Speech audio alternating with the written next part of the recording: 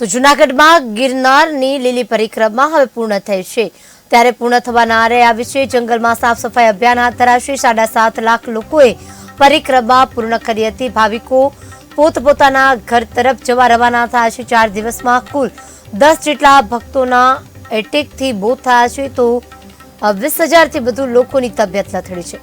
4 દિવસમાં 400 kilo plastic તંત્રએ કર્યું છે કબજે. મહત્વપૂર્ણ છે કે લીલી પરિક્રમા પૂર્ણ થવાના આરે છે. હવે લોકો ફરી તેમના ઘરે પરત ફરી રહ્યા છે. જૂનાગઢમાં ગિરનારની પરિક્રમા જે છે પૂર્ણ થવાના આરે છે. જંગલમાં સાફ સફાઈ અભિયાન હવે હાથ ધરાશે. જે રીતે ભાવિક ભક્તોએ આ પરિક્રમા પૂર્ણ કરી છે, તેમાં જે પણ કચરો વેરાયો હોય તે તમામ કચરાને હવે સમેટવામાં આવશે. સફાઈ અભિયાન હાથ ધરાશે. 7.5 લોકોએ પરિક્રમા પૂર્ણ કરી છે. ભાવિકો પોતપોતાના ઘરે તરફ જવા માટે રવાના થયા છે. 4 દિવસમાં કુલ 10 જેટલા ભક્તોએ એટેક આવી ગયા છે. આ 4 દિવસમાં 10 લોકોના મોત થયા છે, જેમાં 20,000થી વધુ લોકોની તબિયત પણ લથડી છે. 4 દિવસમાં 400 કિલો પ્લાસ્ટિક તંત્રએ કબજે કર્યું છે. મહત્વપૂર્ણ છે કે પ્લાસ્ટિક પર પ્રતિબંધ હોવા છતાં જે ઝુંબેશ ચલાવી હતી તે હોવા છતાં પણ 400 કિલો પ્લાસ્ટિક જપ્ત કરવામાં આવ્યું છે. ચુસ્ત બંદોબસ્ત વચ્ચે આ પરિક્રમાનું આયોજન કરાયું હતું. હવે પરત ફરી રહ્યા છે. ભાવિક ભક્તો જે છે તે પરિક્રમા પૂર્ણ કરી અને પોતાના ઘરે પરત ફરવા નીકળી ગયા છે. આ મુદ્દે વધુ વિગત આપશે પ્રકાશ દવે. પ્રકાશ, હવે લીલી પરિક્રમા પૂર્ણ થવાના આરે છે. ભાવિક ભક્તો પોતાના ઘરે પરત ફરી રહ્યા છે. આ સાથે જે પ્રતિબંધ રાખવામાં આવ્યો હતો પ્લાસ્ટિકને લઈને, છતાં પણ આટલી માત્રામાં પ્લાસ્ટિક જપ્ત કરવામાં આવી રહ્યું છે. આ સાથે કેટલાક લોકોની તબિયત પણ લથડી છે. શું વિગતો સામે આવી છે? કિરણ, ચોક્કસથી વાત કરવામાં આવે તો લીલી પરિક્રમા પૂર્ણ ગઈકાલે થઈ ગઈ છે અને પ્રવાસીઓ જે ભાવિકો હતા એ પોતપોતાના વતન તરફ જઈ ગયા, રાત્રે નીકળી ગયા હતા. વાત કરવામાં આવે તો આ વખતે પ્લાસ્ટિક મુક્ત જે ઝુંબેશ વહીવટી તંત્ર દ્વારા પણ ચલાવવામાં આવી હતી. ધાર્મિક મંડળો દ્વારા પણ પ્લાસ્ટિકની ઝુંબેશ બાબતે કહેવામાં આવ્યું હતું. તેમ છતાં પ્લાસ્ટિકનો જે કચરો છે, જે પરિક્રમા બાદ જે સફાઈ થતી હોય છે તેની ઝુંબેશ શરૂ કરવામાં આવશે અને હાલ 41 ટન જેટલો કચરો જોવા મળ્યો છે.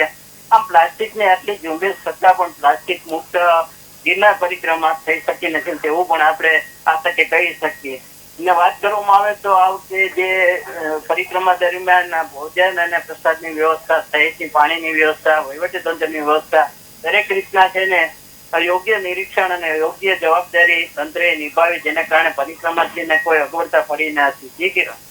પ્રકાશ, જે રીતે કહેવામાં આવી રહ્યું છે કે પરિક્રમા દરમિયાન 10 લોકોને એટેક આવ્યા હતા. જે આ લોકોને એટેક આવ્યા છે તે લોકો પરિક્રમા કરવા માટે ત્યાં આવ્યા હતા અને એટેક આવી ગયું હતું. આ સાથે કહેવામાં આવી રહ્યું છે કે ઘણા બધા લોકોની તબિયત લથડી છે, તો કયા કારણોસર આ બાબત સામે આવી છે?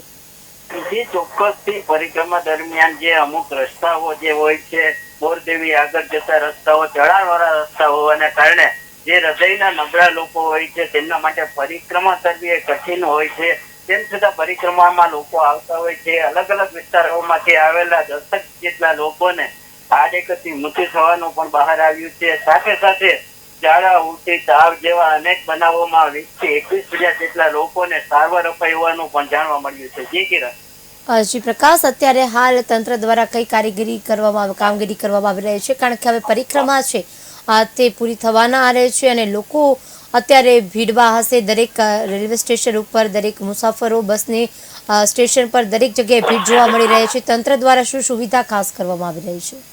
એ ચોક્કસથી વાત કરવામાં આવે તો જે ગિરનારની લીલી પરિક્રમા પૂર્ણ થઈ ગઈ છે. પ્રવાસીઓ જે છે, ભાવિકો છે, તેમની ભીડ હાલ ભવનાથમાં ઓછી થઈ ગઈ છે, પણ શહેરમાં જે ભીડ જોવા મળી રહી છે, રેલવે સ્ટેશન હોય કે બસ સ્ટેશન હોય, પોતપોતાના વતન જવાબદારીનો ઘસારો જોવા મળી રહ્યો. સાથે સાથે ટ્રાફિકની સમસ્યા પણ શહેરમાં જોવા મળી રહી છે અને પોલીસ અને વહીવટી તંત્ર જે લોકોને છે એ કોઈ અગવડતા ન પડે તેની તકેદારી પણ રાખી રહ્યા છે. આમ હાલ પરિક્રમા પૂર્ણ થઈ ગઈ છે અને લોકો છે પોતાના વતન તરફનો ઘસારો જોવા મળી રહ્યો છે, જેને કારણે થોડો ઘણો ટ્રાફિક શહેરમાં જોવા મળી રહ્યો છે. જી કિરણ. જી પ્રકાશ, સમગ્ર વિગત આપવા બદલ આપનો આભાર. તો ભાવિકો પોતપોતાના ઘરે પરત ફરી રહ્યા છે, પરંતુ ઊંચાણવાળા જે વિસ્તારો હતા, જે ચડવાના વિસ્તારો હતા, તેમનું હૃદય નબળું હોવાથી 10 લોકોને એટેક આવી ગયા છે. ઘણા બધા લોકોને ઝાડા ઉલટી જેવા કેસો નોંધાયા છે. તબિયત લથડી છે. લીલી પરિક્રમા સંપૂર્ણપણે પૂર્ણ થવાની આરે છે. તંત્ર સજ્જ છે. તમામ જગ્યાએ ચુસ્ત બંદોબસ્ત ગોઠવી દેવામાં આવ્યો છે. કોઈ પણ આ રીતે લોકોને અગવડ ન પડે તેની ખાસ તકેદારી રાખવામાં આવી રહી છે. રેલવે સ્ટેશન હોય કે બસ સ્ટેશન હોય, તમામ જગ્યાએ અત્યારે સેવાઓ વધુ શરૂ કરી દેવામાં આવી છે, કારણ કે લોકો સુરક્ષિત રીતે તેમના ઘરે પરત ફરી શકે.